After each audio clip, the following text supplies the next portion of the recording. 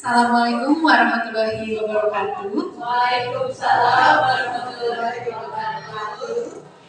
Alhamdulillah, puji dan syukur mari kita panjatkan kehadirat Allah Subhanahu wa Ta'ala, yang mana kita dapat berkumpul ya di SD kita tercinta semua ini, SD Sukamantri, tepatnya di kelas 6 dalam rangka acara diseminasi budaya positif program guru penggerak yang akan dipandu oleh Bu Rizka.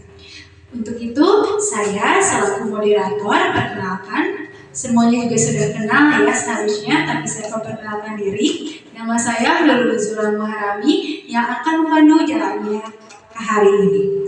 Baiklah, saya akan membacakan susunan acara pada hari ini, yaitu ada 1. Pembukaan, 2. Menyanyikan lagu Indonesia Raya, 3. Langsung ke pemaparan, selanjutnya tanya jawab, doa, dan penutup. Baiklah, untuk mengefektifkan waktu, marilah langsung saja kita buka acara ini dengan bacaan basmalah bersama-sama. Bismillahirrahmanirrahim. Langsung saja kita menginjak ke acara selanjutnya, yaitu menyanyikan lagu Indonesia Raya. Hadirin dimohon berdiri.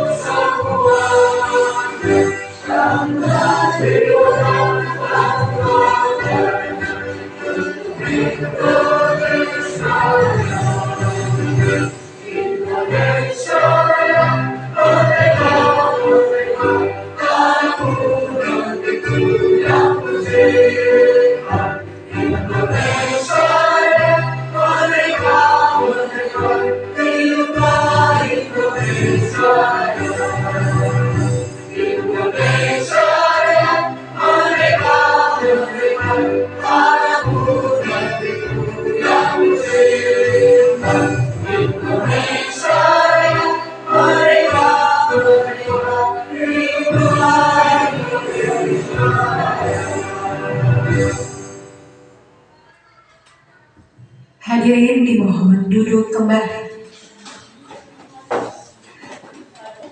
Langsung saja kita menginjak acara inti, yaitu pemaparan materi yang akan dipaparkan oleh Bu Rizka Rahayu SPD. Kepadanya kami persilahkan. Baik, terima kasih kepada Ibu Moderator, Ibu Lulu yang sudah mempersilahkan. Bismillahirrahmanirrahim. Assalamualaikum warahmatullahi wabarakatuh. Bapak Ibu Guru SDN Sukamantri yang saya hormati, pertama-tama saya ucapkan terima kasih banyak lagi Bapak dan Ibu bisa menyempatkan hadir di acara yang diselenggarakan di sekolah ini dengan luar biasa semangat. Semoga Allah membalas segala ibadah, segala upaya yang Ibu Bapak lakukan untuk datang ke tempat ini. Amin ya Allah ya Rabbal Alamin. Berikutnya kita panjatkan puji dan syukur pada Allah yang senantiasa meridhoi langkah kita, yang senantiasa memberikan nikmat sehat sehingga kita bisa berkumpul selalu. Juga mari kita panjatkan sholawat serta salam kepada Nabi kita Muhammad Sallallahu Alaihi Wasallam. Semoga syafaat beliau sampai pada kita sebagai umatnya di yaumil akhir. Amin ya Allah ya Rabbal Alamin. Bapak Ibu, saya mohon izin sekali lagi saya di sini berdiri di depan Bapak Ibu bukan untuk menggurui ikan berenang, bukan, tapi saya mendapatkan tugas hari ini dari program pendidikan guru penggerak untuk melakukan diseminasi budaya positif di lingkungan sekolah kita SDN Sukamantri. Bapak Ibu, diseminasi ini bertujuan untuk menyebarkan informasi atau pemahaman yang saya terima dari program pendidikan guru penggerak yang saya ikuti selama 2 bulan. Jadi hari ini Bapak Ibu, yuk kita sama-sama sharing karena saya yakin Bapak dan Ibu sudah lebih paham daripada saya. Namun sebelum memulai, perkenalkan, nama saya Rizka Rahayu SPD. Saya dari guru penggerak Angkatan 8 Kabupaten Sumedang. Kami ada 20 orang yang kata Bapak Kadis seetik matil. Karena angkatan sebelumnya guru penggerak itu 100 lebih. Tapi untuk tahun angkatan 8 hanya 20 orang yang mudah-mudahan bisa membawa perubahan. Amin. Bapak Ibu, sebelum dimulai, seperti biasa ada ice breaking dulu. Kalau waktu kemarin ice breakingnya kita joget-joget, ya. Nah, sekarang ice breakingnya ini berkaitan dengan gasing. Kecamatan Tanjung Sari akan melaksanakan pengimbasan gasing yang nanti akan Bapak Ibu praktekkan di sekolah. Gasing itu kita memperkenalkan bilangan pada anak. Contohnya begini, untuk bilangan 1 misalnya Bapak Ibu. Bilangan 1 itu terdiri kalau misalnya 1 berarti 1 dengan 0. 0 kita sebut bulan. Kalau saya bilang 1 berarti tangan Bapak Ibu bulan. Tapi kalau saya bilang begini, 1 berarti tangan Bapak Ibu 1. Paham ya? Kalau saya bilang 1 berarti tangan Bapak Ibu bulan. Karena 1 dengan bulan jadi 1. Kalau saya begini, 1 berarti 1. Oke, gampang ya? Kalau 2 nih. Kalau misalnya saya bilang 2 berarti tangan Ibu 1. Kalau saya bilang 2 tangan Bapak Ibu bulan. Sambil bilang bulan. 1 bulan 1 gitu ya. Kalau saya bilang 2 itu tangan Bapak Ibu bulan saya. 3 nih contoh. 3 bulan. Oke, saya bilang 3 2. Nah, gitu ya. Kalau yang ini 5 bulan. 5 1. Siap.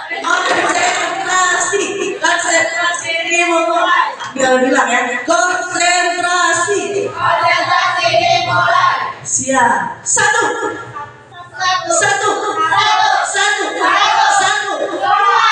3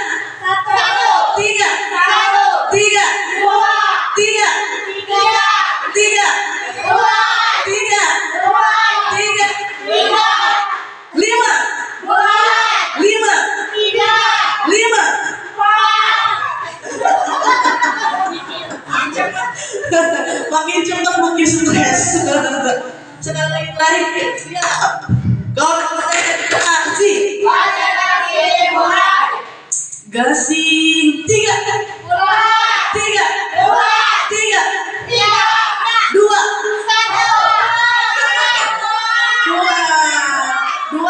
bulan. 2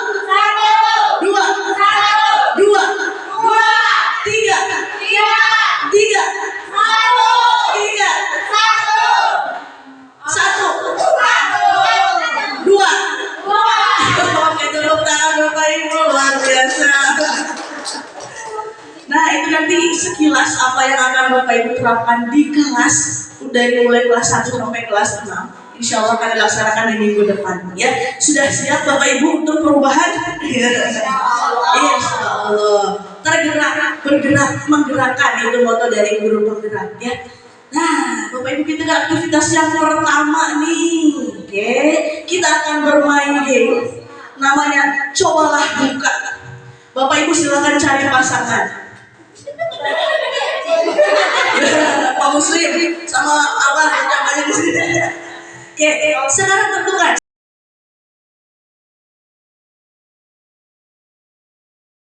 A, B. Bapak boleh lihat aja. Pak Muslim lihat aja. Siap. Mau sama dulu. Oke, sekarang tugas A. Nah, tugas A adalah mengepalkan tangan nih Bapak Ibu. Tangannya dikepalkan. Bayangkan di dalam sini ada emas Bapak Ibu. Berharga tidak? Berharga sekali ya Bapak Ibu ya. Jaga tangannya jangan sampai dibuka oleh B. Jaga sekuat tenaga. Tugas B adalah membuka kepala tangan sekuat tenaga. Mau dirayu boleh, ya. Mau dipaksa boleh, mau dipelototi boleh. Yang penting harus terbuka. Bisa kita coba, ya. Saya akan beri waktu 2 menit, tidak lama. Siap, kegiatannya dimulai. Ayo 2 menit. Go.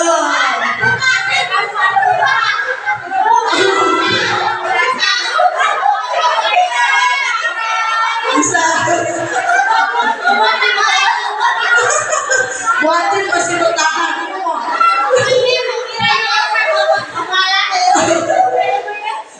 Oke, siapa yang membuka tangannya?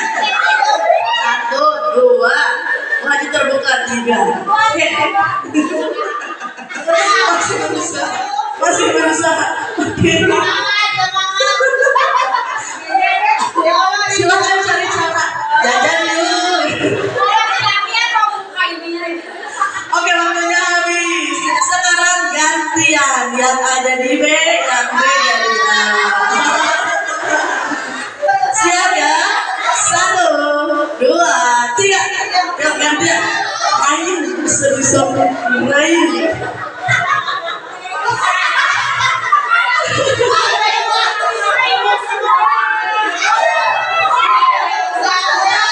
Ayo rayu sebisa mungkin. Terbuka? Oke. Masih Murera sudah terbuka, Bu Risa terbuka tidak? Oh, terbuka. Balas dendam dulu ya. Oke, waktunya habis. Siap. Terima kasih Ibu. Siapa yang terbuka barusan? Bu Hera, Putri ya, Bu Haji coba terbuka. Nah, sekarang kita akan merefleksikannya dengan pertanyaan. Nah, tadi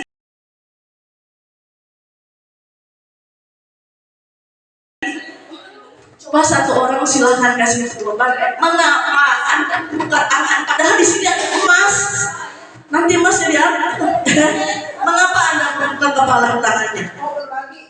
Oh, kata Bu Hera mau berbagi. Kita pedih. Oke, betul. Ada lagi? Kenapa dibuka?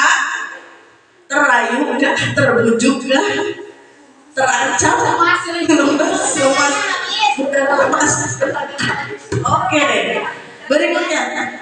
Yang tadi masih tutup nih. Mengapa Anda menutup kepalanya? Bu Ati, tutup. Tidak mau terkalahkan. Bu Ati tidak mau terkalahkan, luar biasa. Yang nutup tadi siapa? Bu Sinsin, kenalan Bu Sinsin. Mencoba mempertahankan hak. Mencoba mempertahankan hak. Oke. Nah, sekarang kita refleksikan bersama. Kira-kira tadi Bapak Ibu, sebetulnya siapa sih yang pegang kendali? Rekan Bapak Ibu ataukah diri Bapak Ibu sendiri? Walaupun terbuka yang pegang kendali siapa? Kita yang mau membuka atau kita yang menutup sebetulnya ya? Bukan karena dipaksa sebetulnya. Jadi Bapak Ibu, budaya positif ini berkaitan dengan diri kita sendiri, bukan dari paksaan dari makan. Kalaupun ada yang terpaksa nih pada awalnya, itu adalah semu. Karena sebetulnya yang menentukan diri kita. Kita yang membuka apa kita mau mendengar budaya ini atau tidak. Kalau sekarang misalnya kita masih terpaksa, padahal dalam hati kita yang membiarkan kita terpaksa. Ya, jadi segala sesuatu adalah murni dilakukan oleh kesadaran diri sendiri, Bapak Ibu. Ya, nah baik kita lanjutkan berikut. Capek ya, gitu aja juga baru kegiatan satu luar biasa. Nah, Bapak Ibu, tugas saya di sini adalah menyampaikan adanya perubahan paradigma. Kalau dulu bahkan sedang kuliah kita diajarkan dengan teori stimulus respon. Nah, ingat ya, dari banyak ilmuwan-ilmuwan barat yang dibahas ada stimulus respon.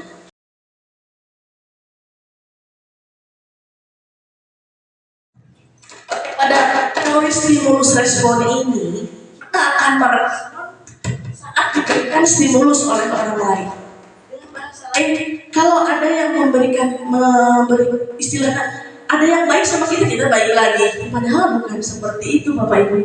Ada teori kontrol untuk perubahan paradigma baru kita.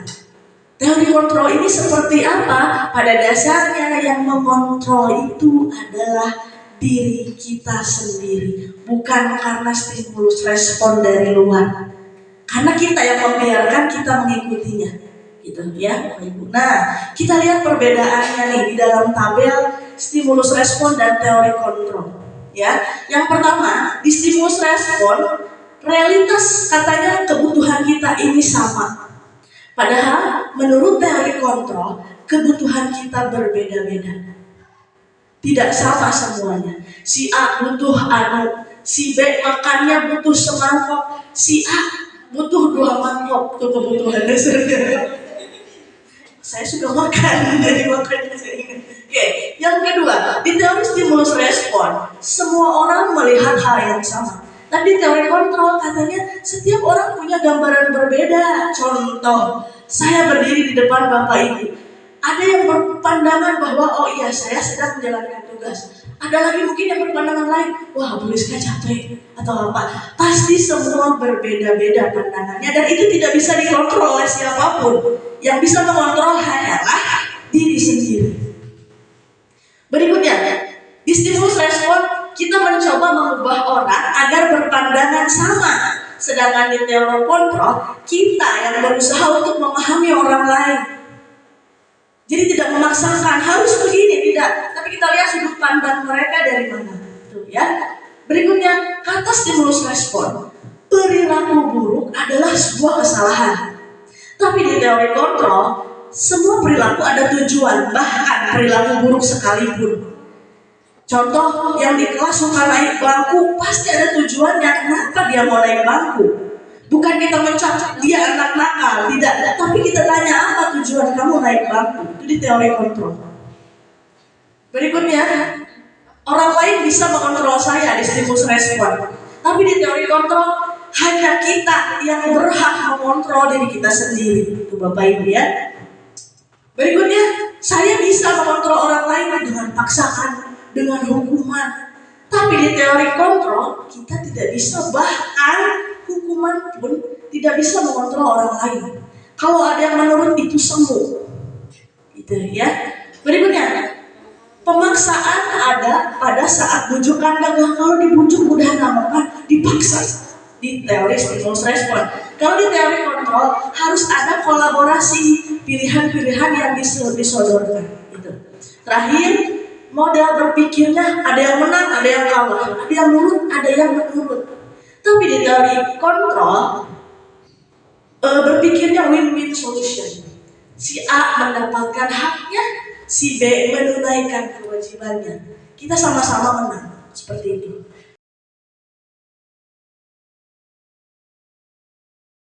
Hari ini ya, kita akan membahas mengenai apa itu disiplin positif. Kenapa? Dulu kan disiplin saja, bukan disiplin positif.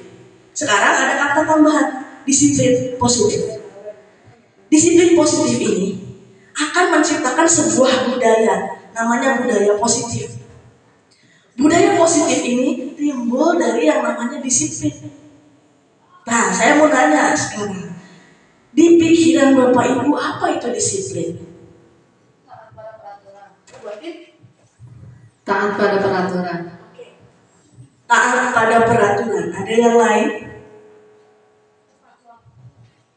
Yang bisa? Tepat waktu. Disiplin berkaitan dengan tepat waktu. Ada lagi yang lain? Satu lagi, Bu Yuli. Bu Yuli nyengir. Apa Bu Yuli? Berperilaku baik. Oh iya, lagi. Berperilaku baik. Berperilaku baik. Oke. Nah, Bapak Ibu kita samakan. Dulu kita berpikir bahwa disiplin itu berkaitan dengan apa? peraturan. Betul atau tidak? Anak yang mengikuti peraturan berarti disiplin. Kalau tidak mengikuti peraturan berarti tidak disiplin. Itu dulu Bapak Ibu. Sekarang kita rubah paradigma kita ke paradigma yang baru.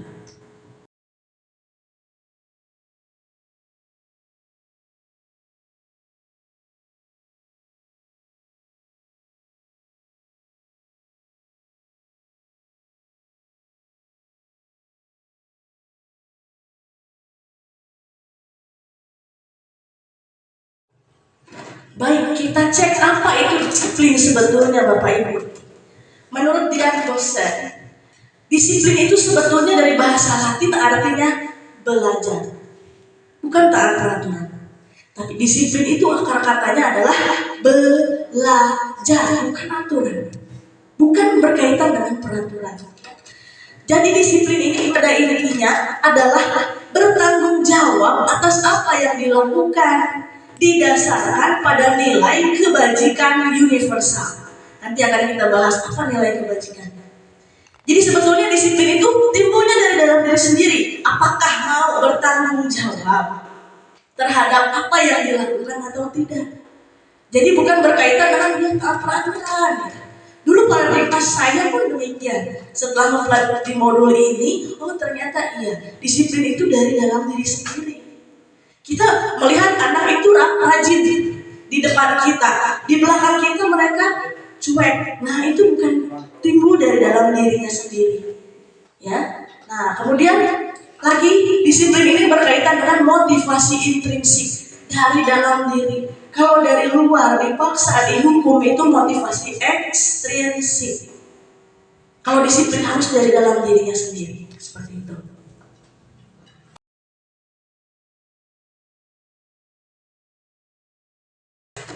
Nah, apa nilai kebajikan universal? Nilai kebajikan universal ini adalah nilai-nilai yang sebetulnya ingin kita capai di masa depan. Saat kita menerapkan disiplin positif, apa sih yang ingin dicapai oleh kita? Kita ingin anak ini punya apa sih? Nah, kita lihat nilai ini sebetulnya ada profil pelajar Pancasila. Masih ingat Bapak Ibu yang satu apa? Profil pelajar Pancasila. Beriman dan bertakwa kepada Tuhan yang Maha Esa dan berakhlak mulia. 2. Mandiri, ya, gotong royong, berkebinekaan global dan kreatif. Nah itu juga nilai ya betul. Ada lagi nilai dari 6 organisasi UNESCO. Saya sarikan saja. Ini contohnya. Nilai kemandirian, nilai percaya diri, kepedulian, kreatif, kesopanan. Nah nilai ini yang ingin kita capai bersama. Namanya nilai kebajikan universal.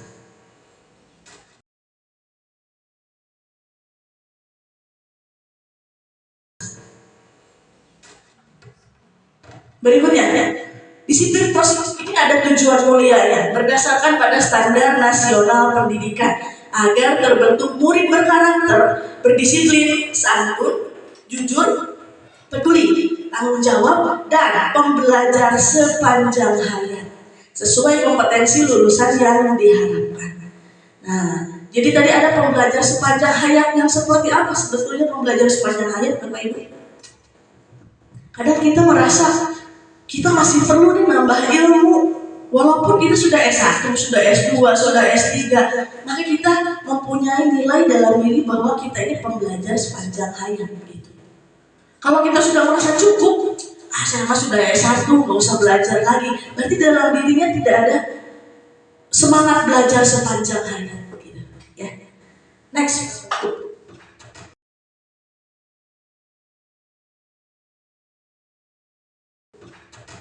Motivasi, tadi dibahas tentang motivasi intrinsik.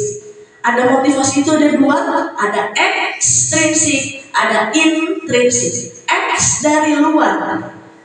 Biasanya motivasi ekstrinsik timbul karena kita menghindari dihukum, takut dihukum. Kata Ibu Rizka, kalau tidak piket didenda, daripada didenda mending piket. Itu motivasi ekstrinsik. Yang kedua, mendapat imbalan imbalan. Oh, kata Bu Rizka kalau piketnya rajin dapat bintang. Kita kasih bintang. Itu motivasi ekstrinsik dengan penghargaan atau imbalan. Tapi motivasi intrinsik Bapak Ibu, tidak ada hadiah tidak masalah, tidak ada hukuman tidak masalah, pasti dikerjakan karena berasal dari diri sendiri, meyakini nilai-nilai yang dipercayai. Nah, itu.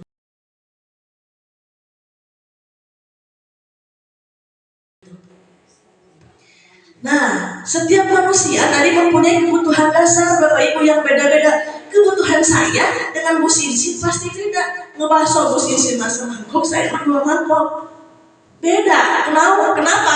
Ada perbedaan kan? Kalau sama Bu Atin sama sih seperti itu. Alasannya sedang menyusui, padahal ya memang dari sananya. Baru langsung bilang. Oke. Nah, dari kebutuhan dasar ini yang Bapak Ibu, yang paling kita utamakan kebutuhan hidup. Betul apa tidak? Contohnya apa Bapak Ibu kebutuhan bertahan hidup? Minum, apalagi tidur, itu kebutuhan. Ya, pakaian, memakai pakaian. Kesenangan contohnya seperti apa Bapak Ibu? Holiday, healing, betul boleh lihat. Itu kebutuhan kesenangan kita tuh mau refresh otak lah, gitu ya. Atau kita tuh mau nonton drakor, punya drakor. Oh saya mah senangnya India, nonton India itu buat deh. Sofi Fatimah, alhamdulillah. Ajak-ajak buat ini. Bu Ina, naon kebutuhan Bu Ina? Kesenangannya. Makan, kadang game, maaf dasar. Oke, bagus. Berikutnya ada kebutuhan penguasaan. Seperti apa kebutuhan penguasaan? Untuk konteks anak di kelas, mengatur rekan-rekan, betul. Pun terkadang kita tuh, oh ini tuh kita dikasih tugas harus bisa nih. Nah, itu juga sama kebutuhan penguasaan. Karena kita senang kalau dapat reward, dapat imbalan itu dengan penghargaan, betul? Iya, itu kebutuhan penguasaan. Saat anak dalam kelompok mendikte teman-temannya, berarti ada kebutuhan penguasaan yang harus dipenuhi. Cari cara pemenuhannya.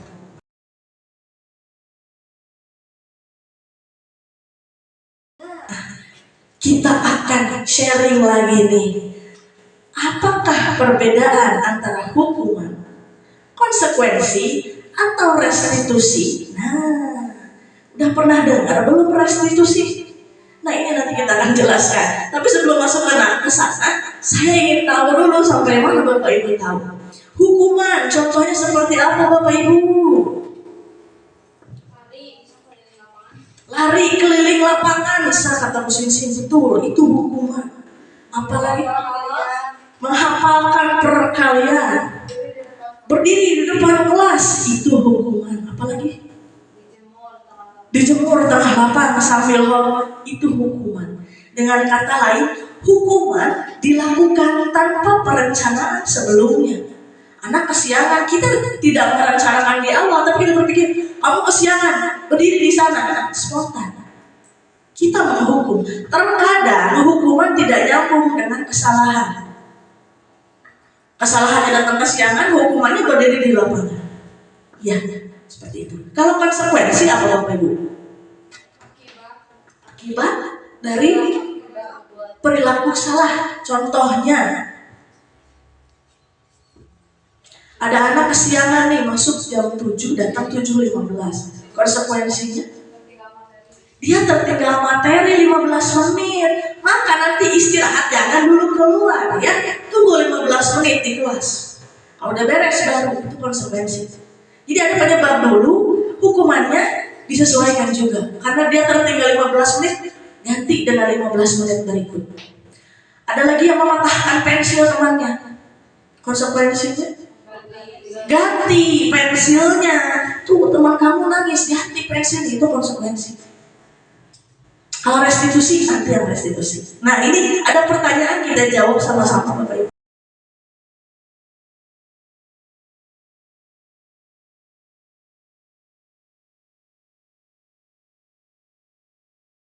Baik, kita lihat. Mencatat 100 kali dalam buku saya tidak akan terlambat lagi karena terlambat ke sekolah. Ini konsekuensi apa hukuman? Hukuman. Kenapa? Ya, tidak nyambung, tidak ada bisa. Kita cek betul atau tidak. Iya, betul. Keren. Tepuk tangan atau biar tegang. Ya, katanya itu hukuman karena dari awalnya juga tidak spontan diberikannya ya, secara spontan. Dua. Pertanyaan berikut. Akan kelihatan.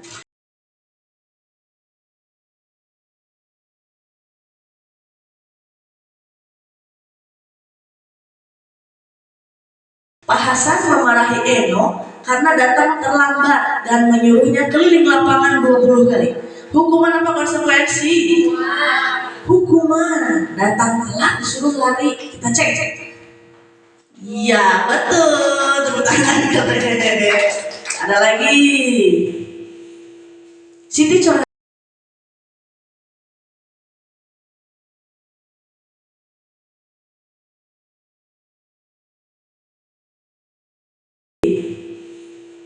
Siti coret-coret di buku Tini. Ibu guru meminta Siti membersihkan coretan di buku Tini. Kita cek ya. Iya. Alhamdulillah. Berarti kita sudah paham hukuman itu apa, konsekuensi itu apa, Bapak Ibu. Ya. Nah, ini ada lagi nih.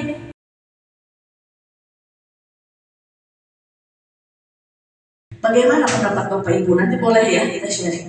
Bu Ranti selalu memberikan hadiah pada muridnya yang dapat antri saat masuk kelas. Murid-murid bersemangat mengantri karena dapat hadiah. Suatu hari Bu Ranti sakit dan tidak masuk sekolah. Apa yang terjadi pada murid Bu Ranti saat mengantri? Coba kira-kira apa yang terjadi? Bu Rantinya nggak masuk sih. Anak-anak biasa ngantri dikasih hadiah. Maka yang terjadi adalah boleh bebas. Dia mau ngomong tamu.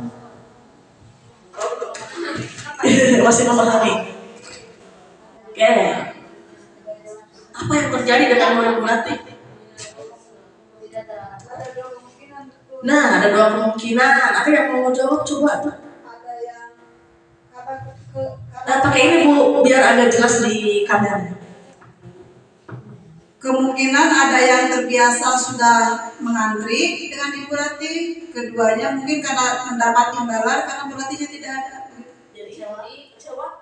Ya, kecewa, malas dan tidak mau ngantri. Oke, terima kasih Ibu. Tepuk tangan ya sudah mengeluarkan pendapat. Ada jawaban lain? Satu lagi. Nah, betulnya ada dua kemungkinan. Ya, tadi ada dua kemungkinan. Kemungkinan pertama, anak yang sudah terrealisasi, dia akan ngantri tetap, walaupun tidak ada Bu Ranti. Tapi anak yang memang tujuannya hanya ingin dapat hadiah, Bu Rantinya nggak ada, nggak usah antri. Betul Bapak Ibu? Betul. Ada tidak cara lain yang bisa membuat murid itu tertib walaupun nggak ada hadiah? Tidak ada hukuman? Apakah ada?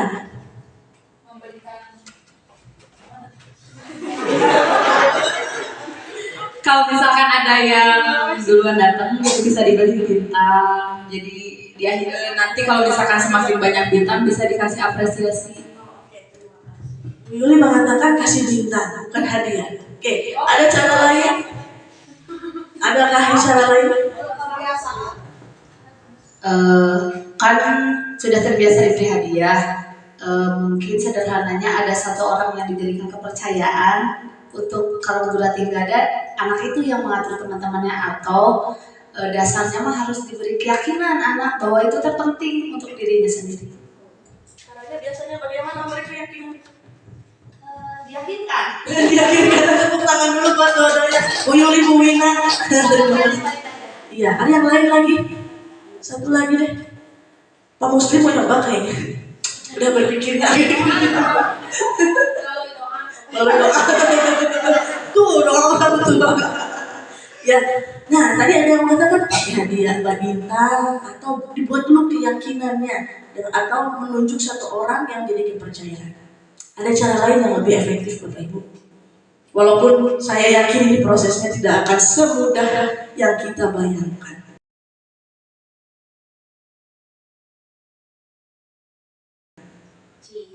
dinamakan dengan restitusi, atau salah satu pendekatan yang dapat digunakan untuk menciptakan disiplin positif. Apa itu restitusi? Saya juga baru membaca di modul ini, alhamdulillah. Nah, restitusi ini jadi pada intinya ada sebuah pendekatan dari kita untuk membuat anak itu yakin dengan diri sendiri, nggak perlu dihukum, nggak perlu dikasih hadiah. Jadi nanti hadiah permen itu disimpan aja dulu kalau mereka udah yakin. Pasti semangat belajar, walaupun nggak ada hadiah. Tapi bagaimana Bu? Tetap aja pakai hadiah, boleh? Boleh, kita sesuaikan dengan level diri kita dulu. Kalau kita belum yakin, hadiah enggak. Tapi kalau saat kita sudah yakin, level restitusi ini udah berhasil, kita nggak perlu hadiah. Baik.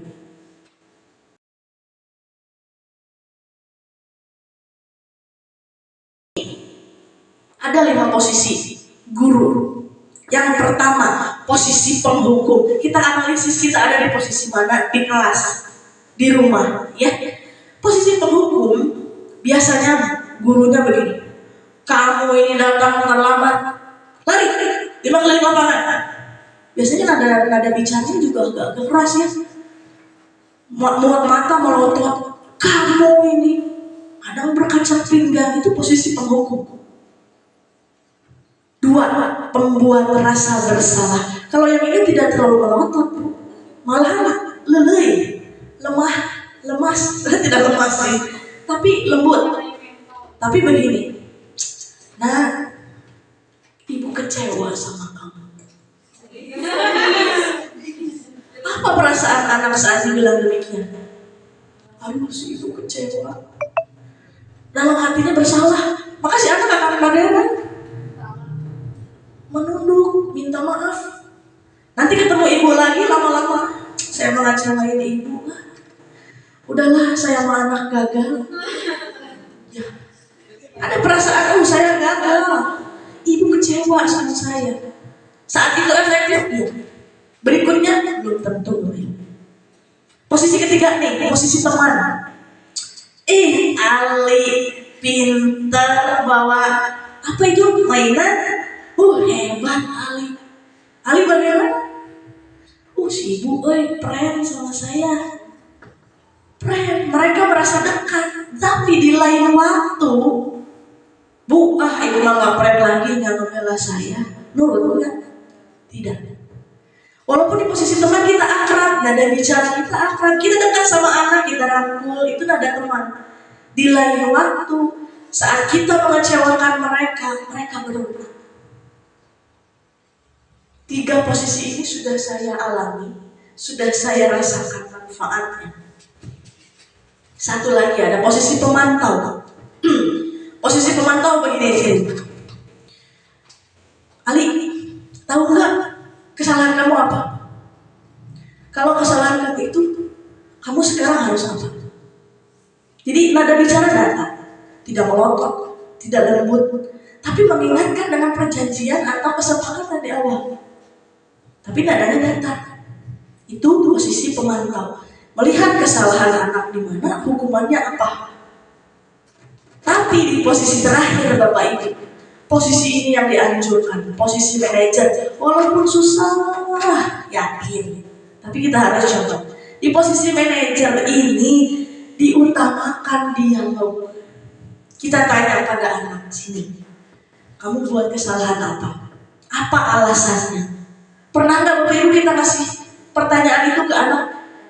Jarang, tiba-tiba kita marah. Duduk kamu nggak nurut. Tapi kita jarang nanya, kenapa naik bangku terus? Gitu. Ada pertanyaan untuk mengarahkan. Nanti berikutnya kita tanya, kalau naik bangku terus, kamu akan jadi seperti apa? Kita arahkan. Kalau ada yang masuknya kesianan terus, nanti kamu bagaimana? Kita tanya dulu, anak tahu tidak kira-kira, iya kesalahan saya ini. Cara memperbaikinya seperti ini. Itu posisi manajer. Melotot tidak Bu? Tidak. Akrab banget tidak Bu dengan anak? Tidak. Di posisi bisa ke posisi pemantau, bisa ke posisi teman. Bisa bolak-balik. Tergantung situasi dan kondisi. Ini yang diharapkan. Sekarang saya tanya, Bapak Ibu kalau di rumah posisi mana?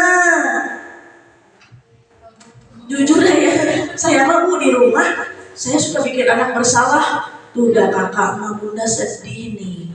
Ya, ada, saya jujur. Tidak, saya mah memantau, nah, saya merasa dibuat rasa bersalah. Kalau di rumah, Bapak Ibu di posisi mana? Oh, memantau. Bu Haji mah beda. Pemantau, rumah Bu Haji. Ini kan biasanya kan kalau anak itu maksudnya kalau anak posisi di mana misalkan kita kan suka nanya-nanya deh lagi di mana, tapi kadang anaknya masih merasa mama belum terlalu diperhatikan, apalagi kan sudah dewasa, tapi kita sebagai orang tua kan harus tahu juga ya karena Tapi terbelakang. enggak dengan penuh kasih sayang. Terima kasih Bu Haji. Ada yang lain katanya Bu Haji di posisi pemantau, lebih ke mengingatkan kesalahan kamu tuh apa, harus bagaimana gitu ya. Bu Sinsin ya kenal? Oh belum punya, belum yang dimarahin. Bu Risa posisi apa di rumah Bu Risa? Penghukum. Oh, kalau ibu posisinya. Nah, Bapak Ibu, kalau di rumah tadi sudah jujur nih posisinya. Sekarang di sekolah, Bapak Ibu posisinya ada di mana? Penghukum, membuat rasa bersalah, teman atau pemantau?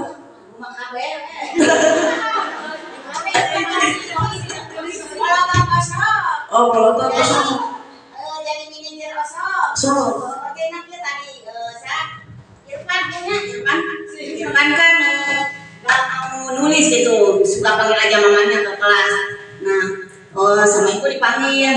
Irfan nanti belajarnya sama ibu di sini. Nanti kalau sudah beres nulis sama mama ya.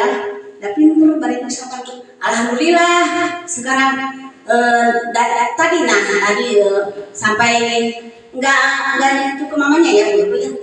Nggak biasanya nangis itu waktu pertama kali ini. Oh iya udah deketan, jadi kekepan ibu teh. Jadi sampai menyerangkan dirinya kaset, usapan. Sopios goreng patung itu senjata ibu teh. Nah itu ibu mah jadi malah tak asal lah. Sampai jangan si Ari, udah saya Ari mana? tepuk tangan untuk keluarga kesembuhan di semangat. Betul, karena ada kalanya kita tergantung sikon ada di mana. Tapi yang kalau saya sendiri, saya dominannya di kelas itu ya merasa jadi penghukum. Kamu gak ngerjain PR, berdiri di depan. Tuh, saya agak dominannya di penghukum. Kamu di beberapa kondisi itu tapi kita menyesuaikan. Tergantung kelas juga kondisi. Kalau pelajaran memang bisa begitu. Iya. Kalau nggak ngerjain, kamu di luar kerjaan. Iya. Malah kepala sekolah bilang bukan guru kelas. Nah, kalau tidak begitu. Betul. Nah, sekarang kita harus ada di posisi manajer, Bapak Ibu, kita belajar sama-sama di posisi manajer, tidak menghakimi, tapi kita tanya alasannya apa, cara memperbaiki bagaimana, kita dialog dengan anak, gitu. Kita coba bisa ya, Bismillah, ya. Bismillah walaupun susah saya yakin, ya susah. Sambil dimakan diminum boleh, jangan tegang. Nah, kita akan masuk ke keyakinan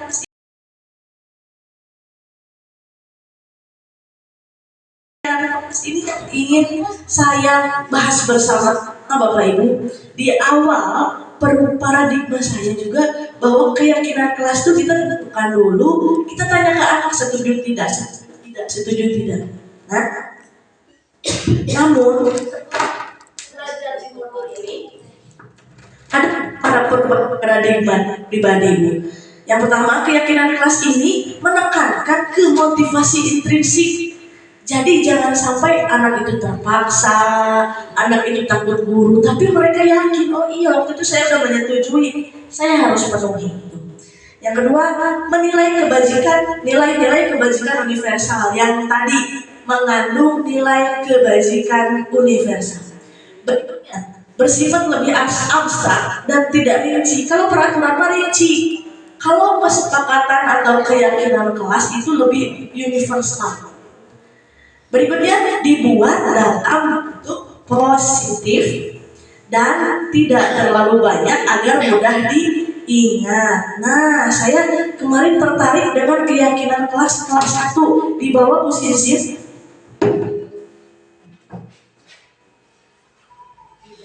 Ini sambil bahas bersama Bapak Ibu ya. Saya yakin Bapak Ibu yang lain juga sudah membuat. Tadi sudah ada 2 orang. Ini yang pertama katanya tidak ribut. Kedua, tidak boleh menyontek, tidak mengganggu teman, tidak makan di kelas, tidak jajan, tidak naik berdiri di meja, tidak bertengkar dan lain sebagainya. Kira-kira poin yang kurang tepat.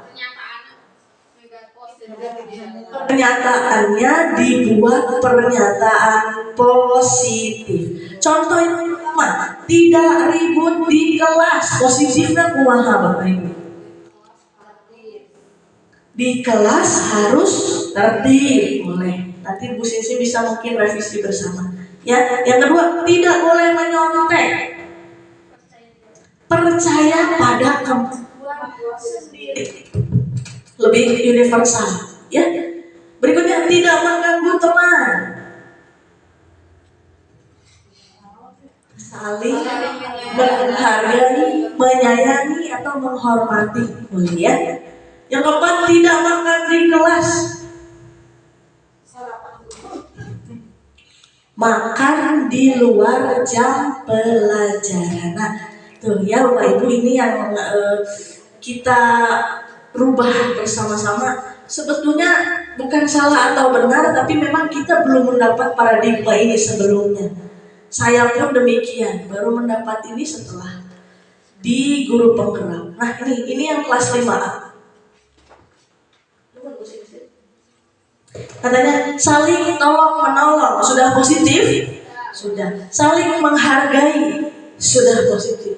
Mengerjakan piket masing-masing, positif. Ada lagi, tidak berbohong, bertengkar, tidak berkata kasar. Nah, mungkin ini yang harus kita ganti ke kalimat yang positif. Ya. Baik, sampai sini ada yang mau ditanyakan tentang keyakinan kelas? Saya yakin Bapak Ibu sebetulnya sudah membuat, tidak saya tampilkan semua. Ya, Bapak Ibu. Nah, ada tahap-tahap.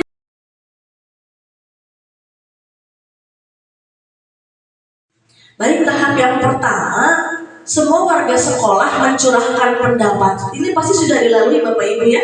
Dengan apa? Diskusi. Jadi ada apalah ngacung gitu Bu Sinsin ya, ditulis di papan tulis. Oke, kelas 1 betul seperti itu. Yang lain kelas 5? Kelas 5 mah dibagi ke kelas kecil, anak-anak menuliskan pendapat mereka sendiri tempel di bawah. Kertas post-it ya. Kertas dibagi post-it, ditempel di papan tulis. Ada yang lain Bapak Ibu? Atau tulis di kertas, dikumpulkan di Bapak Ibu bisa. Ya. Yang kedua, mencatat semua masukan di kertas besar atau di papan tulis. Maksudnya agar terlihat oleh anak-anak. Kemarin saya 39 siswa, ditempel semua, dibaca satu-satu. Lama jadinya. 2, susunlah keyakinan sekolah atau kelas sesuai prosedur. Kalau saya dikelompokkan nih Bapak Ibu, yang membahas tentang kebersihan dalam satu baris diurutkan. Yang membahas tentang disiplin belajar satu baris gitu ya. Sehingga kemarin di kelas ada 10 baris. Berikutnya ganti kalimat negatif jadi kalimat positif. Nah, mungkin tahap ini yang kemarin Bapak Ibu lewatkan. Karena kita belum mendapat paradigma itu. Insya Allah sekarang sudah Bapak Ibu. Bisa kita mulai di kelas. Ini bisa dihapus ya Bu Sinsin pakai speed dicetak ulang atau ditempel gitu ya. Yang tidak-tidaknya. Berikutnya, temukan nilai kebajikan. Nah, nilai kebajikan. Tadi sudah dibahas contoh-contoh nilai. Kita lihat Ibu sama-sama. Nomor 1, tidak ribut di kelas. Ini nilai apa yang diharapkan? Nilai ketertiban. Boleh. Tidak boleh menyontek. Nilai apa? Kejujuran boleh, atau percaya diri, bisa itu nilai. Dibahas sama anak-anak di kelas. Berikutnya, tidak mengganggu teman. Nilai ketertiban misalnya, atau saling menghormati, ya. Kalau tidak coret-coret tembok, nilai kebersihan. Nah, itu nilai-nilai yang nanti Bapak Ibu bahas dengan anak-anak, ya. Berikutnya, tinjau ulang. Kalau sudah ditemukan nilai kebajikannya ditulis, tinjau ulang. Nih, ini yang sudah kita sepakati. Setuju atau tidak? Sudah setuju, Bu.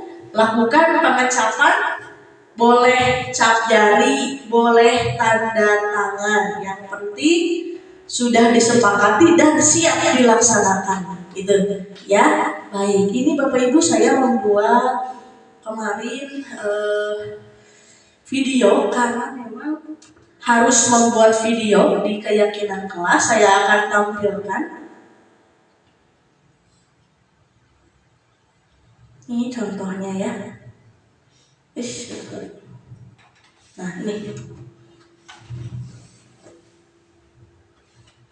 keyakinan kelas ini akan membuat siswa merasa nyaman, kelas efektif, ya. Sekarang bersama lagi. Good morning. Good morning. Good morning. Good morning. Hello teachers, hello friends, hello teachers, hello friends. Good morning. Good morning. To you and to you.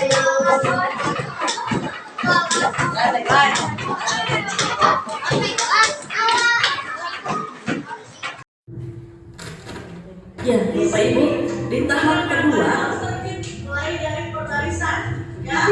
Barisan sana tempel terus sebelah sini sampai penuh. Kalau sudah penuh boleh di sini. Oke. Bisa dipahami ya tugasnya, ya. Silakan. Barisan mana yang mau mulai terlebih dahulu? Mulai duluan. Kak Emma sudah mulai angkat tangan. Barisan Kak Emma terlebih dahulu. Silakan ditempel. Ayo. Kami kita tetap di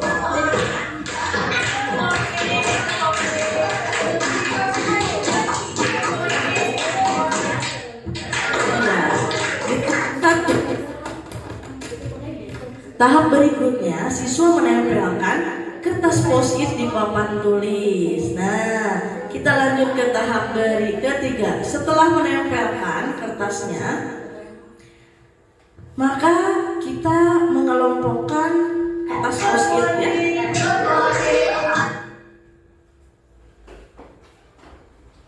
Ini video ini dibuat di hari Kamis kemarin. Nah, saya mengelompokkan kertas post-it itu. pakai bahasa Inggris. Sampai ayo semuanya bisa.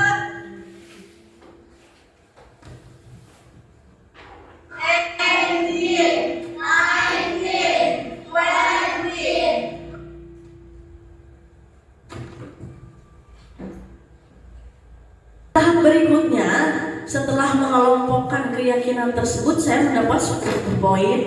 Kemudian menuliskan nilai-nilai kebajikan yang dituju bersama. Ini semua dikelompokkan.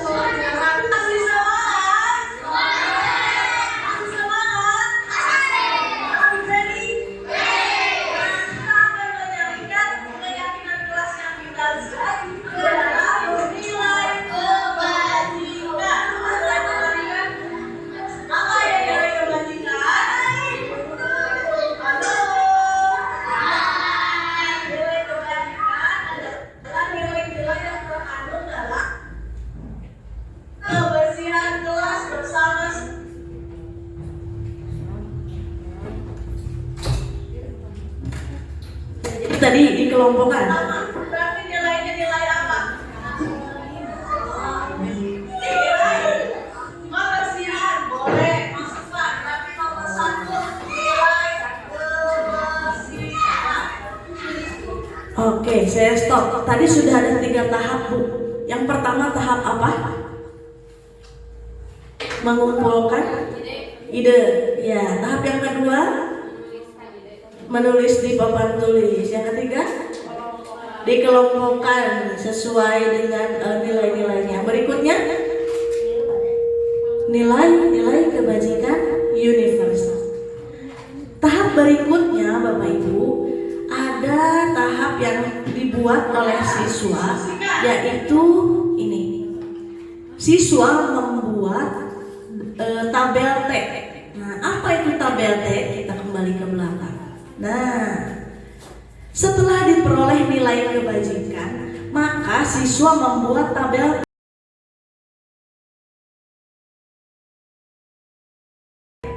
Kenapa disebut tabel T? Karena ini bentuknya seperti huruf T diibaratkan, ya. Di atas kita tulis nilai kebajikan yang tadi sudah dibahas dengan siswa. Ini yang saya ambil contohnya nilai hormat, menghormati gitu ya. Di kiri anak menuliskan kalau kita hormat tampak seperti apa. Tulis poin-poinnya. Contoh, saat kita hormat, yang pertama datang tepat waktu, menyapa teman dan guru setiap hari. Berarti kalau kita menghormati orang lain, kita saling menyapa, terlihat oleh mata kita. Yang tidak terlihatnya seperti apa? Yang tidak tampaknya. Kalau tadi datang tepat waktu itu hormat, berarti yang tidak tampak seperti itu berarti datangnya terlambat. Itu kebalikannya. Menyapa teman dan guru berarti kebalikannya adalah acuh kepada teman dan guru. Jadi ajak siswa kalau di kelas tinggi ya, menganalisis tampak seperti, tidak tampak seperti. Ini gampang tabel yang ini, relatif lebih gampang. Sudah terbayang Bapak Ibu? Berikutnya ada yang dinamakan dengan tabel Y.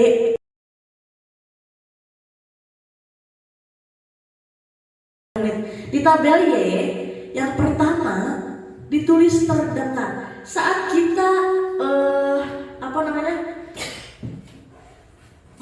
bergotong royong misalnya ya, atau maka berbicara itu seperti apa?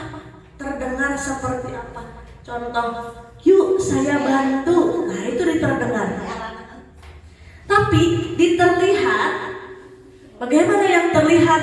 Kalau misalnya tadi ada yang ngomongkan yuk saya bantu, maka yang terlihat adalah anak tersebut menghampiri temannya. Kelihatan menghampiri teman. Berperilaku. Nah kalau tadi gotong royong, maka dia berperilakunya bekerja sama dengan teman gitu Bapak Ibu. Jadi 3 yang harus dianalisis: terdengar, terlihat, berperilaku. Nah Bapak Ibu, saya akan memberikan oleh-olehnya membuat tabel T dan tabel Y. Siap ya? Coret-coret sedikit ya, tabel T dan tabel Y. Nih contohnya, nanti Bapak Ibu kita tentukan satu nilai, kita tulis bersama-sama ya.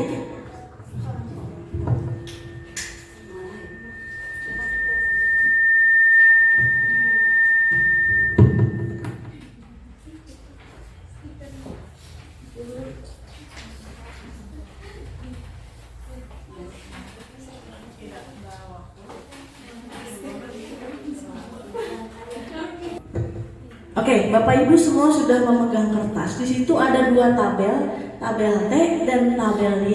Silakan dilengkapi nilai apa yang dibahas. Nilainya tadi ada nilai ketertiban, nilai kebersihan, gotong royong, ya, menghormati, sopan santun, percaya diri, boleh. Nilai percaya diri, sila Bapak Ibu, silakan di titik-titik yang di atas tulis percaya diri. Ya sama semuanya saja biar gampang. Ya nilainya nilai percaya diri. Jangan lupa nama dan tanggal kelas.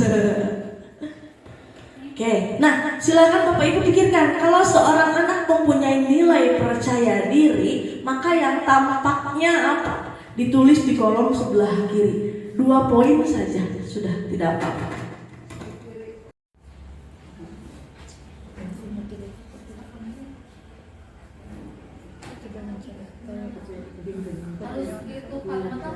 Kalau bisa kali positif ya Bapak Ibu ya.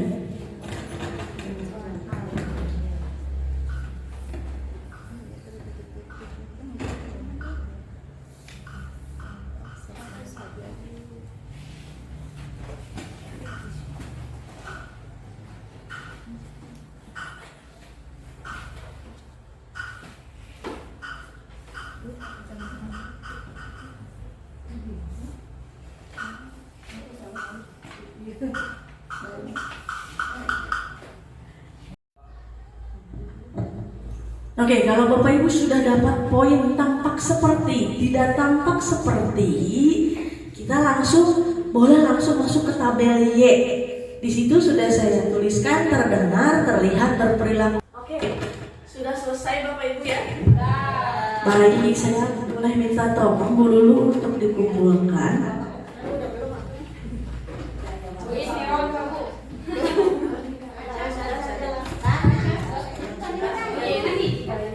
Ya, ini satu saja.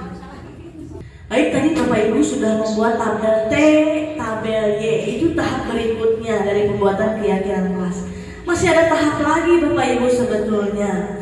Tahap berikutnya adalah menuliskan tugas guru dan tugas murid. Tugas guru. Ini tugas murid.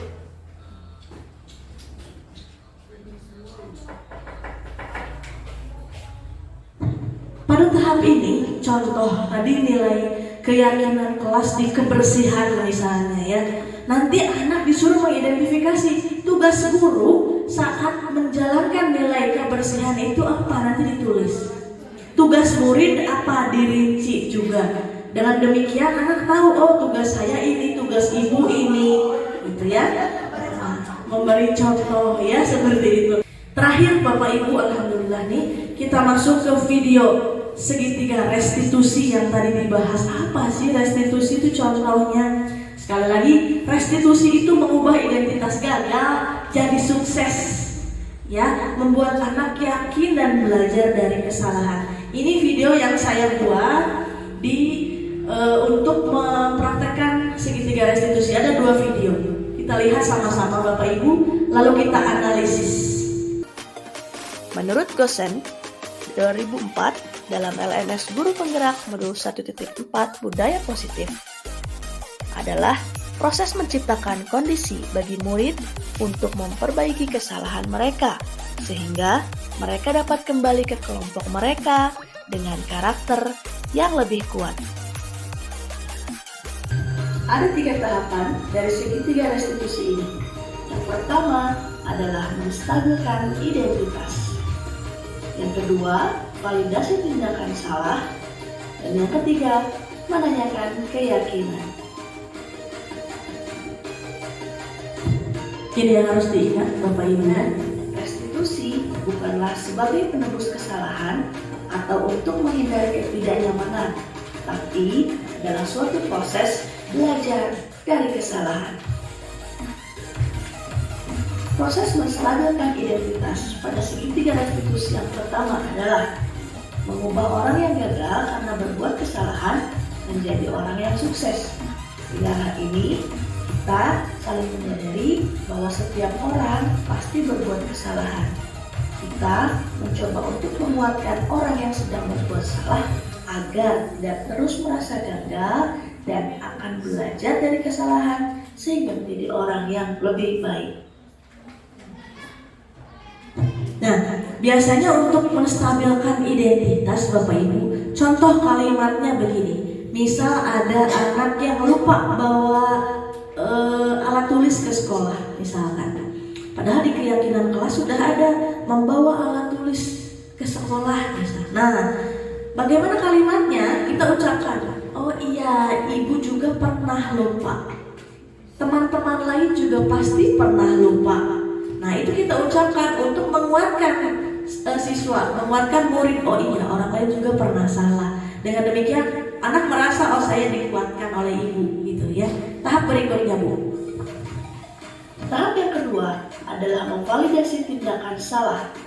Pada tahap ini, kita memahami kebutuhan dasar apa yang mendasari tindakan salah tersebut, atau kita mencoba mencari alasan yang mendasari terjadinya kegiatan tindakan salah tersebut.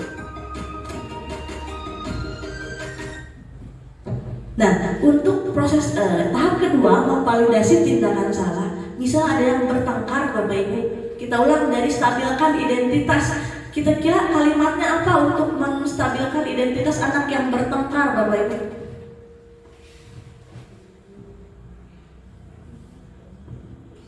Misalnya ada nih yang bertengkar Ali dan Bayu. Nah, bagaimana cara kita menstabilkan identitas mereka?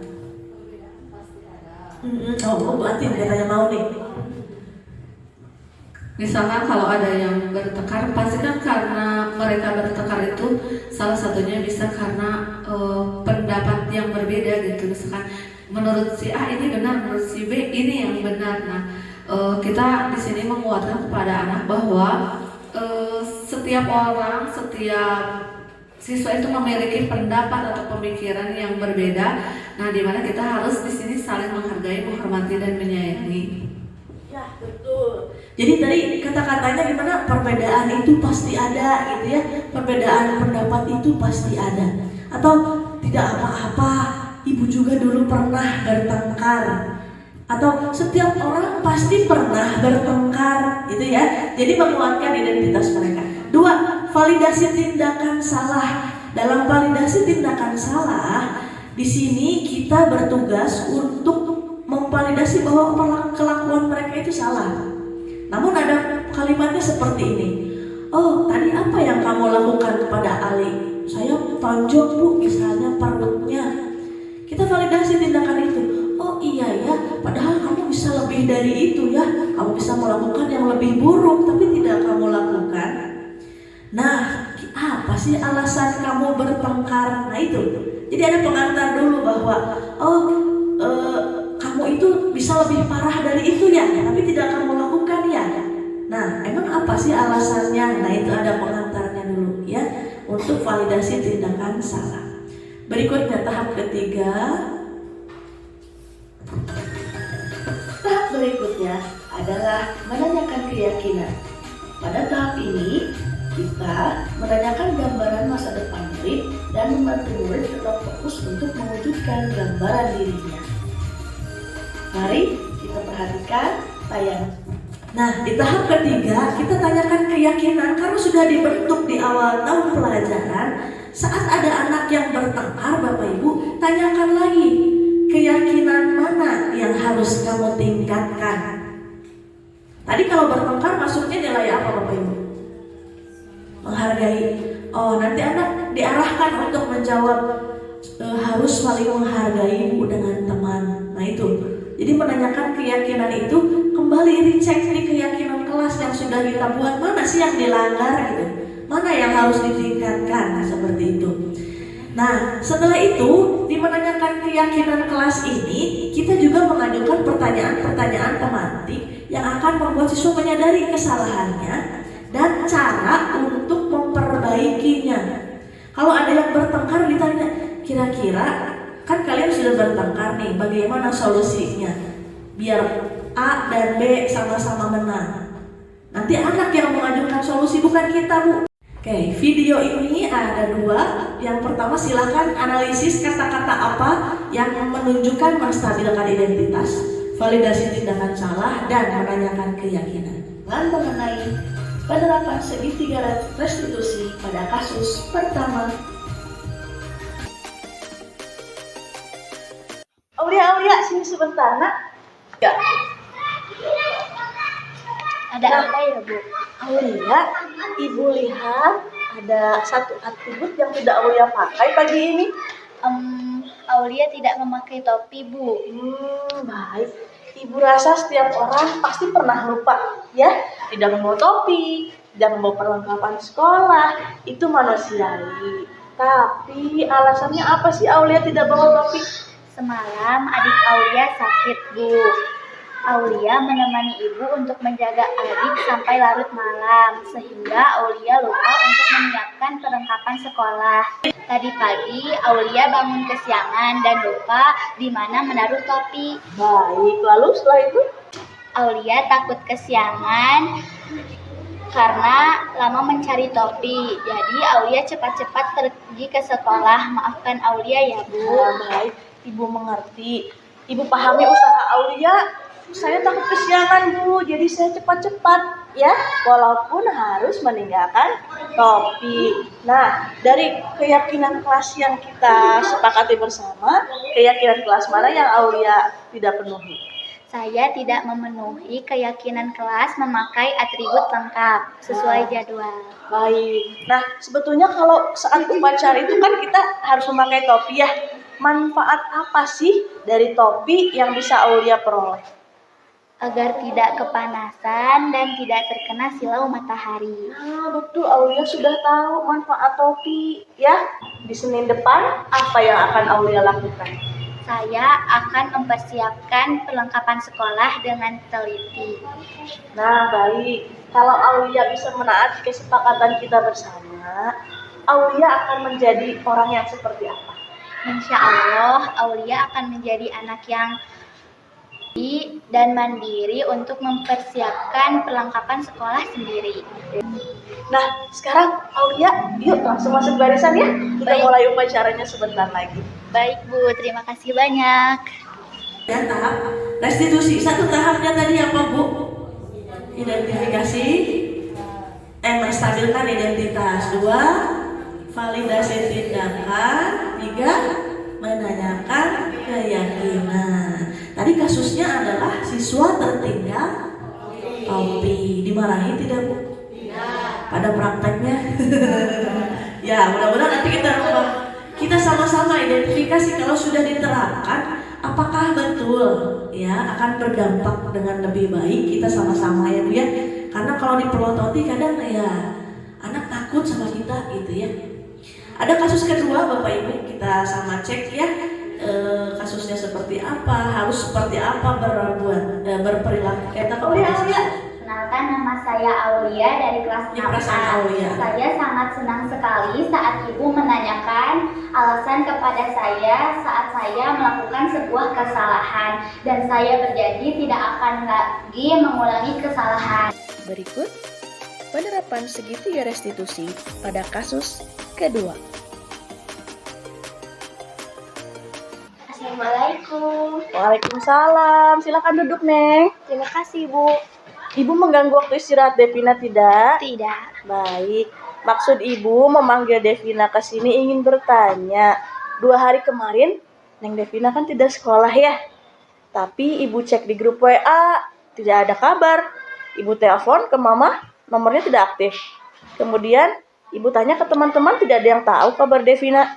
Kenapa tidak memberitahu Ibu? Maaf Ibu, kemarin saya akan memberitahu Ibu lewat WA, tapi saya tidak punya kuota dan saya ingin menelpon Ibu, saya tidak punya pulsa dan saya tidak sempat menulis surat karena rumah Devina dan teman-teman jauh. Oh iya, Ibu pahami itu ya. Terkadang ada masanya kita tidak sempat memberitahu orang lain karena satu hal. Tadi kata Devina tidak punya pulsa, tidak punya kuota, dan tidak memberitahu ke teman juga karena tidak sempat. Betul ya? Kebetulan rumah teman-teman juga jauh, Ibu pahami itu. Tapi ada alasan apa sih yang membuat Devina tidak sekolah? Saya perlu menjaga adik saya yang sedang sakit demam Ibu. Oh, sedang sakit demam. Sudah berapa hari sakitnya? Sudah 2 hari. Bagaimana keadaannya sekarang? Alhamdulillah sudah baik Ibu. Alhamdulillah. Memangnya Mama kemana, Neng? Mama saya sedang kerja. Oh iya, Ibu pahami itu. Nah, tapi tindakan Devina dengan tidak memberi kabar itu bagaimana ya? Sangat salah. Kenapa salah? Karena Devina tidak memberi kabar Ibu setiap Devina tidak masuk sekolah. Betul. Karena Ibu biasanya melihat Devina ini rajin sekolah, tapi tiba-tiba tidak ada kabar, Ibu jadi takut apakah Devina sakit ya. Tapi sekarang Ibu sudah tahu alasannya. Nah, kira-kira keyakinan kelas mana yang Devina tidak penuhi? Keyakinan kelas tiap Devina tidak masuk sekolah, Devina izin. Iya, harus memberitahu saat tidak masuk sekolah. Nah, baik. Bagaimana cara Devina memperbaiki hal ini ke depannya? Devina akan memberi kabar Ibu setiap Devina tidak hadir sekolah. Betul, walaupun sedang sibuk, sempatkan untuk memberi kabar. Ya Nak ya.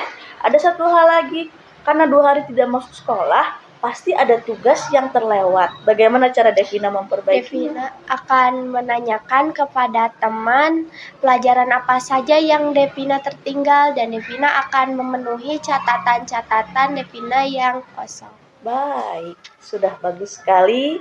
Devina sudah tahu bagaimana untuk memenuhi hal yang kemarin Devina lakukan, ya, sudah bisa memperbaikinya.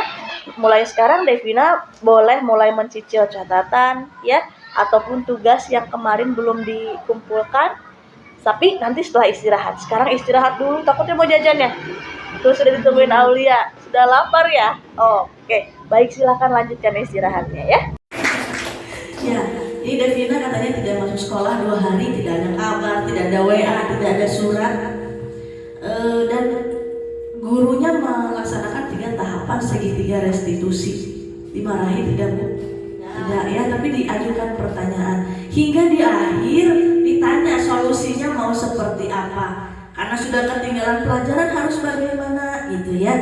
Nah, itu adalah tahap dari segitiga restitusi. Baik, Bapak Ibu, mungkin cukup demikian yang bisa saya paparkan tentang budaya positif. Saya kembalikan lagi ke Ibu moderator, silahkan. Baik, terima kasih Bu Rizka yang telah menyampaikan materinya yang sangat luar biasa. Boleh Ibu Bapak kita tepuk tangan yang meriah dulu untuk Bu Rizka. Alhamdulillah ya, kita jadi tahu paradigma baru tentang disiplin, kemudian tentang restitusi ini. Silahkan, kita akan menginjak sesi tanya jawab. Silahkan bagi yang bertanya boleh. Oke, sebelah sini. Mangga Bu Sinsin. Saya ingin bertanya tentang tadi membuat keyakinan kelas. Kan katanya kata-katanya teh harus pakai kata yang positif, gak boleh negatif. Nah itu tuh kenapa gak boleh pakai kata negatif? Sedangkan waktu itu kan waktu Bu Rizka lagi ngobrol sama pengawas itu katanya kalau kata positif itu cenderung maknanya lebih luas dibanding kata yang negatif. Nah itu bagaimana jadinya? Oke, baik Bu Sinsin, bagaimana Bu? Apakah kita pun langsung dijawab? Langsung dijawab. Pertanyaan kan langsung dijawab oleh Bu Rizka. Baik, terima kasih Bu Sinsin ya, pertanyaan luar biasa. Karena ini juga saya tanyakan kepada Ibu Instruktur, saya tanyakan ke Ibu Fasil ya, dan ke Bapak PP. Keyakinan kelas itu harus menggunakan kalimat positif. Kenapa? Karena anak itu cenderung begini Bu, saat kita berkata pada anak, jangan lari ya, maka yang dilakukan apa? Lari. Jadi yang jangan atau negatif itu tidak terinternalisasi oleh mereka, diabaikan. Jangan lompat ya, lompat. Kebalikannya, maka dari situlah kita harus menggunakan kata positif. Misal, berjalan di koridor atau berjalan di dalam ruangan kelas. Nah, itu kan lebih positif, membuat anak, oh iya saya disuruh berjalan. Kalau jangan lari-lari, maka anak akan lari.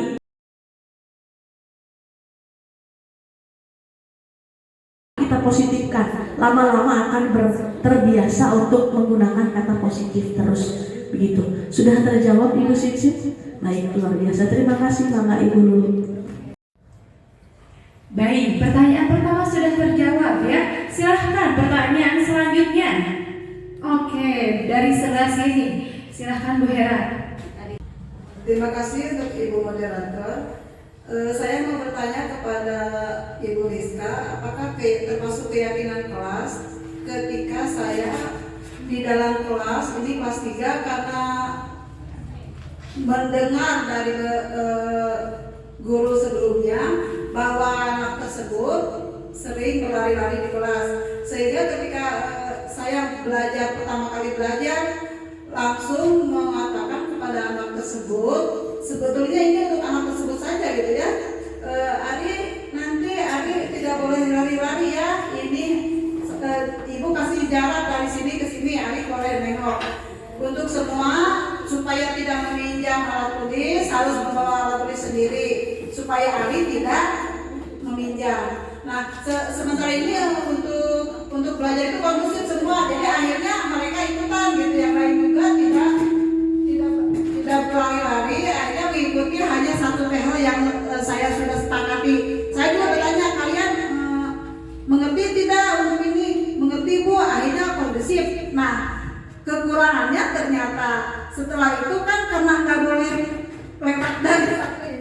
Akhirnya mereka setelah ini berteriak, hei, nanti kurang kulit ya, gitu. Akhirnya jadi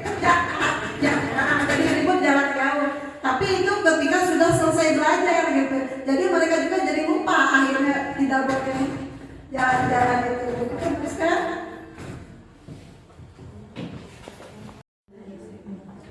Oke, baik Bu. Nah, bagaimana apabila terjadi kasus seperti itu? Mangga Bu Rizka.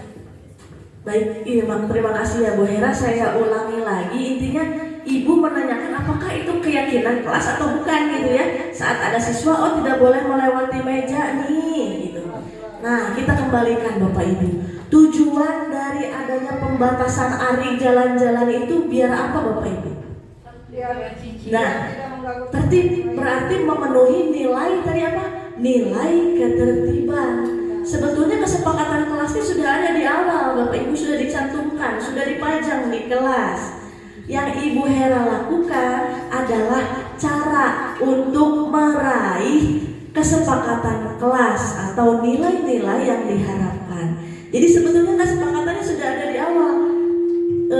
Menjaga ketertiban kelas, masuknya ke nilai ketertiban, gitu kan, seperti itu ya.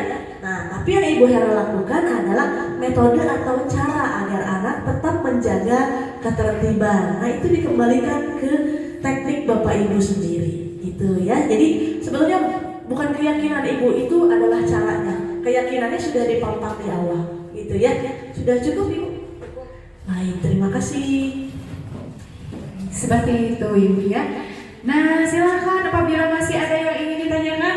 Oke, mungkin ini penanya terakhir ya Ibu Bapak, karena waktunya juga sudah tidak banyak lagi. Silahkan Ibu Ina.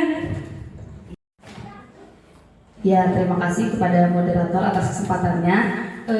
Ada yang saya ingin tanyakan kepada Bu Rizka mengenai restitusi yang 3 poin tadi, intinya menstabilkan identitas, kesalahan, dan menanyakan keyakinan pada anak. Memang semua guru ini menurut saya sudah menerapkan restitusi, cuma kalau restitusi ini tuh bertahap dari awal ya. Tadi lihat Bu Rizka dari anak yang menjelaskan, berfokus pada anak yang menjelaskan, menceritakan kenapa alasannya, pokoknya anak lah. Kita juga sering menanyakan pada anak alasan.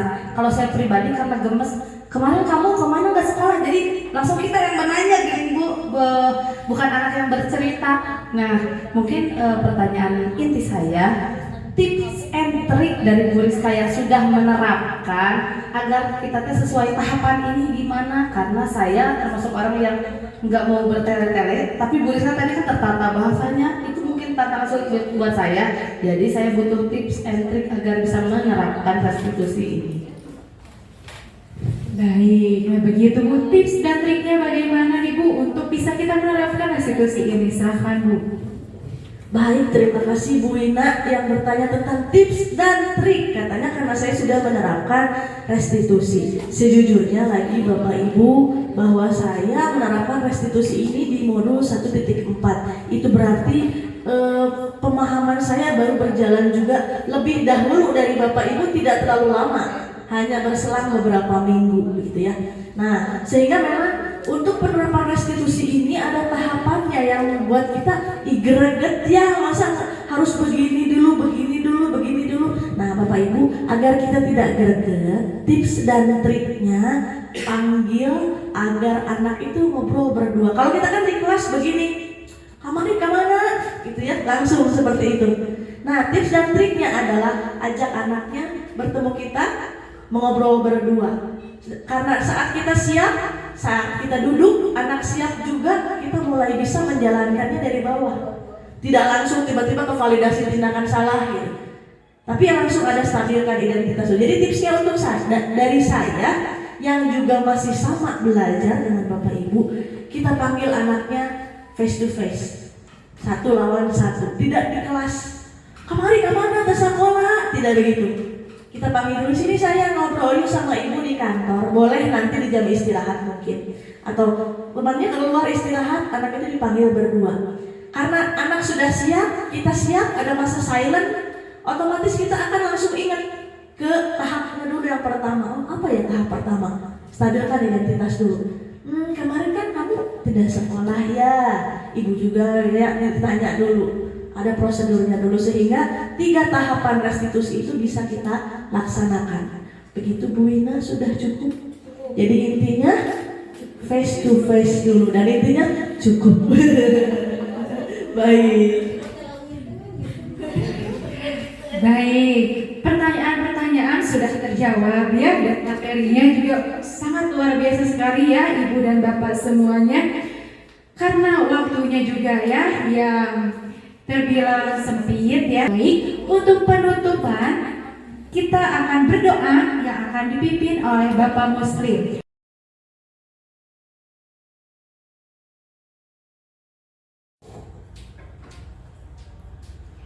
Assalamualaikum warahmatullahi wabarakatuh. A'udzubillahi minasyaitonir rajim. Bismillahirrahmanirrahim. Hamdan syakirin, hamdan na'imin, hamdan yu'afi ni'amahu wa yukafi majidah. Ya Rabbana lakal hamdu kama yanbaghi li jalali wajhika wa 'azimi sultanik. Allahumma shalli ala sayyidina Muhammad wa sallim radhiyallahu ta'ala an sahadatina wa nasabi rasulillahi ajmain. Amin ya Allah ya rabbal alamin. Allahumma inna nas'aluka salamatan fid din wa afiyatan fil jasad wa ziyadatan fil ilmi wa barakatan fil rizqi wa taubatan qabla al-maut wa rahmatan indal maut wa maghfiratan ba'dal maut. Allahumma hawwin alaina fi sakaratil maut wa najatan minan nar wal afwa'i wal hisab.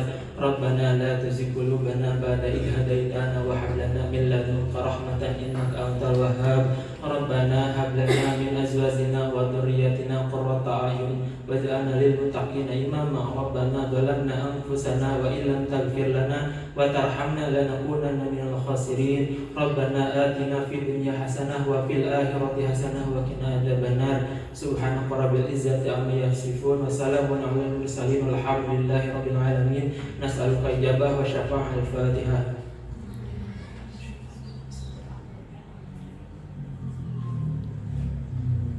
Assalamualaikum warahmatullahi wabarakatuh. Terima kasih Bapak Muslim, semoga doa kita semua diijabah oleh Allah Subhanahu wa Ta'ala. Kita akhiri saja untuk acara hari ini. Kita akhiri dengan bacaan hamdalah bersama-sama. Alhamdulillahirabbil alamin. Baik Ibu Bapak, mohon maaf apabila ada saya yang salah kata selaku moderator dalam acara ini. Saya pamit undur diri. Wabillahi taufiq wal hidayah. Wassalamualaikum warahmatullahi wabarakatuh.